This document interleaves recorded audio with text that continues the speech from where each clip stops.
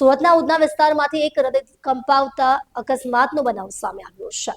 પાંડેસરાને જોડતા 120 foot road પર મનપાની કચરો ભરતી ટ્રક નીચે બર્ગમેન ચાલક આવી જતા તેનું ઘટના સ્થળે જ મોત નીપજ્યું હતું।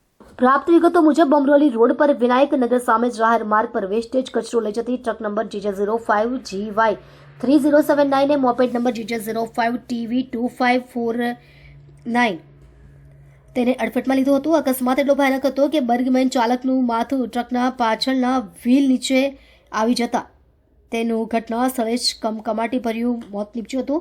આ ઘટના બાદ સ્થાનિક લોકો અને મૃતકના સંબંધી દ્વારા ઘટના સ્થળે ભારે ટોળું ભેગું થઈ ગયું હતું। ટોળાને કાબૂમાં લેવા ઉધના અને પાંડેસરા પોલીસની ટીમ ઘટના સ્થળે દોડી ગઈ હતી અને પરિસ્થિતિ પર કાબૂ મેળવ્યો હતો। ઉધના પોલીસે મૃતક બર્ગમેન ચાલકના મૃતદેહને પોસ્ટમોર્ટમ માટે નવી સિવિલ હોસ્પિટલમાં મોકલી આપ્યો છે। પોલીસે અકસ્માત મોત અંગે ગુનો નોંધી આગળની તપાસ શરૂ કરી છે।